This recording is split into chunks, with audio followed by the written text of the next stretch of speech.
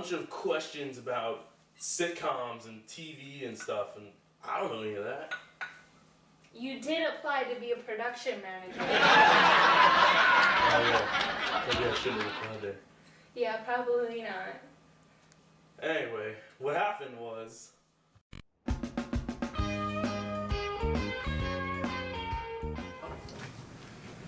Oh, hello there. Who might you be? I'm Eric, I'm here for the job. Are we hiring at the moment? That's where I'm here. Okay, well, do you know who I am? I'm assuming you're the interviewee. Are you with HR? HR. I'm the founder and CEO of Fremulon. Oh, What? well. That I'm going to keep for later. Okay. But do you know this fantastic company, Fremulon, that you're applying for? I can't say that I do. I'm sorry. We did shows like Parks and Recreation, Brooklyn Nine-Nine, Master of None, and The Happy Place. Show, like cartoons? Do you not have a TV, sir? I do. Do you not have a cable box? What's a cable box? We were founded in 2008. Do you know where our fabulous name, Fremulon, comes from? I was thinking it came from something like a refrigerator company.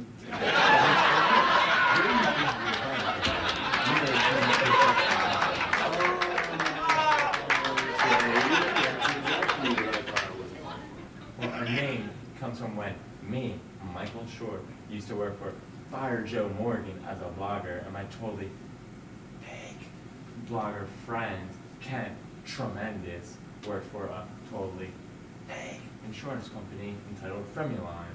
But we brought you Leslie, we brought you Aziz Ansari, we brought you that dude from the Lonely Island on TV, we brought you... Oh, the Lonely Island, that awesome pop band, dude, they're so good. You know the Lonely Islands, but you don't know Brooklyn Nine-Nine? Is that like in New York? No, it's in Chicago. That's actually in New York. You're an idiot, sir. I honestly, Where are all these notes? I just wanted to look busy. Then why are you applying for a TV production company that specializes in making TV? For money. Well, to tell you a little something about our money, we're a privately owned company, so our money's off the books. Because Fremulon is actually an international arms dealer. And we just use the entertainment corp as a front to get all the tax money and just make it look like we're actually doing legal stuff here. Well, I don't really have a problem with that, just as long as I could get paid. Well, so what would the job entail anyway? Like, what do you guys really do? Well, we're a TV production company, so we specialize in the making of shows, but not only on the producing side, but even the creating side. Me personally, Michael Shore of Fremulon, am a co-creator on Parks and Recs and Brooklyn Nine-Nine and writers respectively, and the sole creator of The Good Place.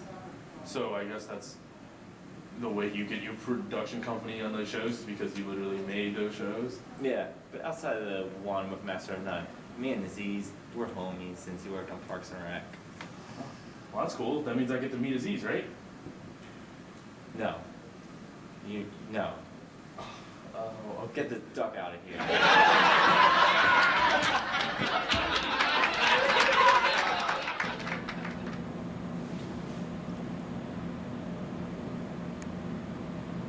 Hey, what's up? Hey man, how'd the interview go? The interview? Dude, it sucked. They asked me so many specific questions about sitcoms. Really? Well, I know a thing or two about sitcoms. Do you? I should have hit you up before this. You'll have to give me some tips next time. I definitely will. Well, all right. So, I guess I'll see you around. That's cool. Alright, I'll talk to you. Later. Oh, Jalen's a cool guy.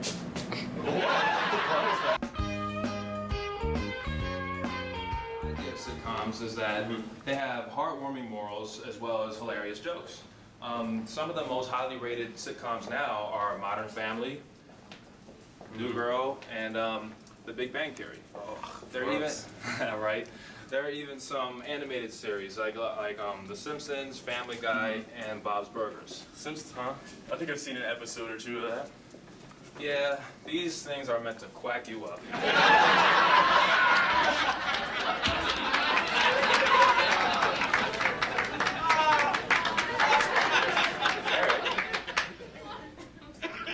Yeah. How did you? Okay, anyway, what I was telling you is that in the future of sitcoms, they're going to relate more and more to our modern day situations. Yeah. Canned laughter and single camera use is going to be retired soon. Thank And it is God. a safe bet that The Simpsons are never, ever going away.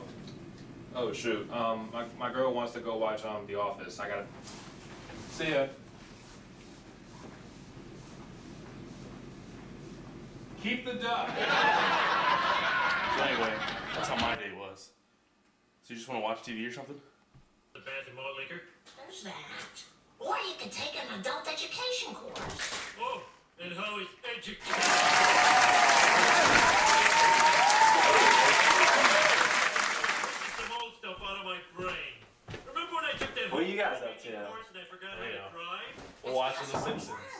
And Oh, that'll never go off that will it? look, kid, Nope. I just got my Man, party invitations sitcoms. back from the printer. Did you know sitcoms are situational comedies based off reoccurring characters from episode to episode? Really? Yeah, they're filmed in front of a live studio audience, or they have a laugh track behind them. Yeah, I kind of could tell that. So how would you describe sitcoms anyway?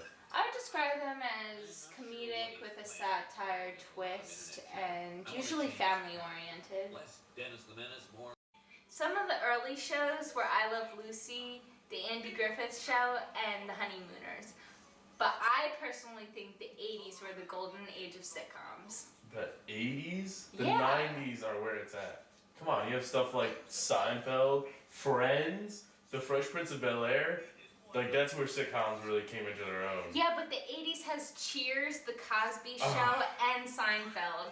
Yeah, and The Cosby Show was sharing a lot of the stuff with Roseanne, too. Yeah, And- you got a point. And not to mention The Simpsons. Well, but The Simpsons are still on TV now. I think one of the most influential shows is definitely I Love Lucy. I Love Lucy?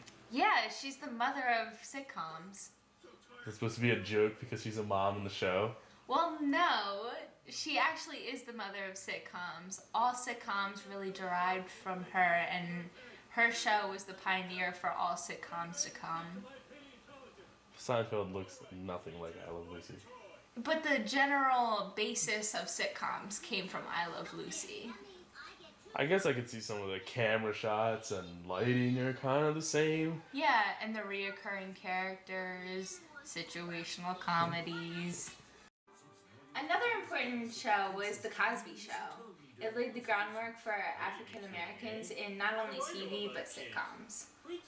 Shows like Fresh Prince of Bel-Air, Blackish. Something like Empire, too. Yeah, definitely. And I guess even in The Simpsons they started having more black characters. but- Exactly. Yeah, well, he's in perfect health. Yeah. He works out. He's Cosby fun. Show's pretty great, but Seinfeld is definitely where it's at. Definitely. Yeah. What do you think? Would you All go out sitcoms with are getting me this hungry, girl? man. You guys want to go out to eat? Definitely, yeah. Let's Yeah, let's go grab something. maybe.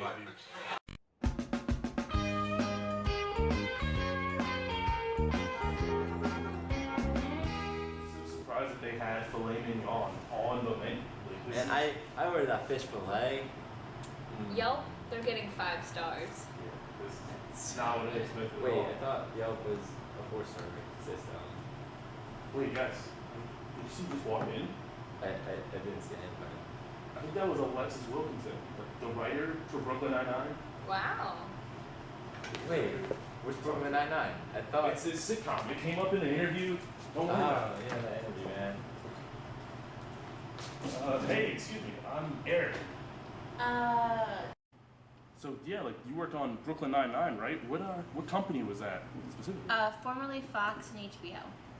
That's so cool. I would have loved to have this information. I had an interview with actually like one of the production companies for the show. What is your exact job title anyway? Story editor and staff writer. Staff writer, that's sick. And like, so on Brooklyn Nine-Nine, what does the job actually entail? You have to develop storylines, pitching jokes, writing scripts, and drinking as much LaCroix as humanly possible. I guess that's something that you on the set for the show. That's awesome. So why would you say that this job is important? If you don't have a story, you don't have a show. Also, somebody has to drink all that LaCroix. I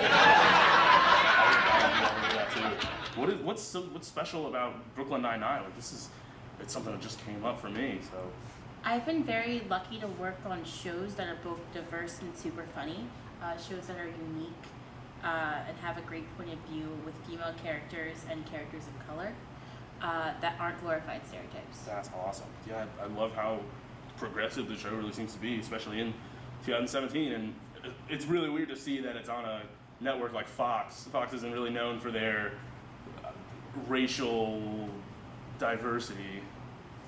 So, like, do you feel that sitcoms as a genre are more important or creative than any other genre? I don't feel that way. I think all genres are important. Yeah. Well, I'll like throw you for a loop question here, but if you had any superpowers, like if you could change one thing about sitcoms as a genre, what would you do? I'd make more modern comedy shows that have actual jokes, not just weird situations and hipster racism and meaningful eye contact. Punchlines are important. Yeah, the shows are so see-through at this point. They're not genuine really at all. And I think that, yeah, that's probably going to go away, and I could see it in Brooklyn Nine-Nine as well. So do you watch any other television shows, like on a regular basis? Yeah, Crazy Ex-Girlfriend, Bob's Burgers, Rick and Morty, Law and Order. They make me laugh. You laugh at Law and Order? You like to see people get arrested? So are you working on anything right now? I'm working on a movie or two. Follow me on Twitter. Oh God, it's Alexis. Oh, Twitter? Oh boy. So where do you get any of your inspiration? Articles on the internet, situations in life, things I drunkenly yell.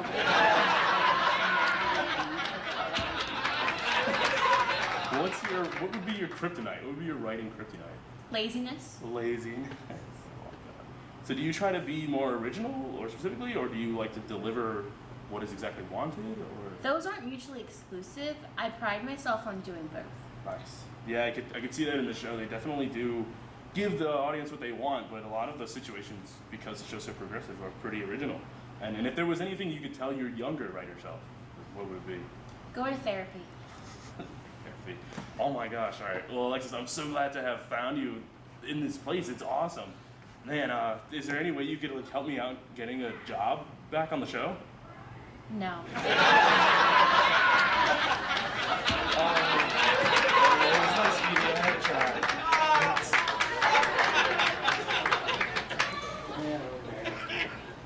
I do not think I'm getting that job. Yeah. I mean, I guess it was worth a shot, though. I mean, the money would have been nice to use, but guess I'll just have to apply for a game show, and I think I saw in the newspaper. Game shows, they exist. I think. That's like, whose line is it anyway, right? Wait, what's my line? That's the name of the show. I only watch Netflix. That's TV, then. That counts. But I watch it on my phone. That still counts. It's still television. But it's not television, it's a phone. Yeah, but it's still television. If you watch a movie on your phone, is the movie now a phone? Come on. I'm not watching a phone, I'm watching a movie. Come on, Ethan. Well, I've got hot yoga at 7, so I've got to go. Alright, well, I guess we'll catch you later. Bye, guys. So, drinks at your house? Yeah, I guess. Sitcoms usually transcend age. Yeah. They're timeless. You can really use genuinely literally anything as material for a sitcom. It's just It's just any situation, yeah. You hit multiple avenues of people's sense of humor. You've got your kind of cringe jokes between Larry David, your awkward jokes in Seinfeld, and your really obvious satire reference jokes in Family Guy and Simpsons and even South Park, if that even counts. A friend of mine, on the first season of It's Always Sunny in Philadelphia, because like they would just take people's ideas and like stories like that work that bar. Like my friend's dad like gave an idea for one of the episodes. I can't remember exactly which episode. I think it's like, oh, it's when they go get a gun or something in the first season. It's just like they're just based in There you go. everyday situations, so you can relate to them. Yeah, like dramas. Oh, I feel like going past drama sometimes, I just don't want to watch it because of the dramatic situation. It's like, yeah, sure, it's still any situation, but it's so bad. Bad things are happening to people. Oh, things were looking great, but now everything's going wrong. I hate that. Game shows, game shows are cool and all, but you kind of have to be in the mood for a game show. You got to know what the rules of the show are. You have to know what the prize is, and it doesn't really matter to you at all anyway because you're not on the show.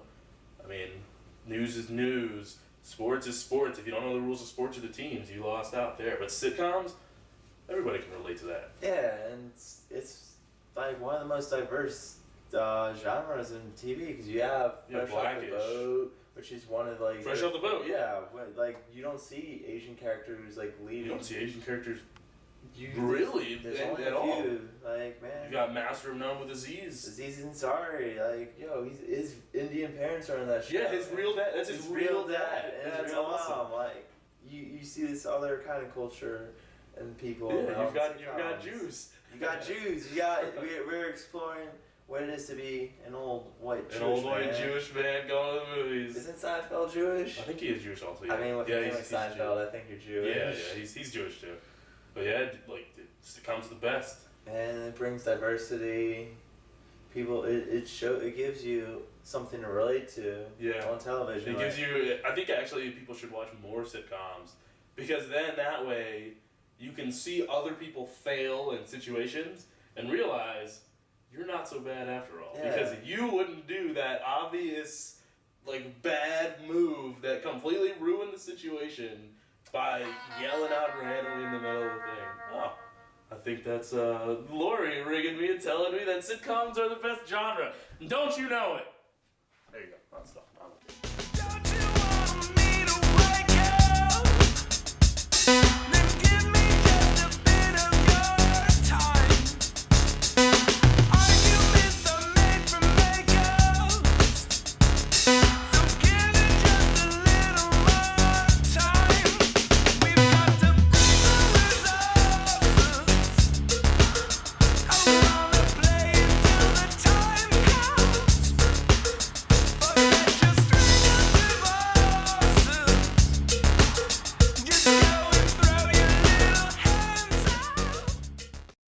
From your lawn.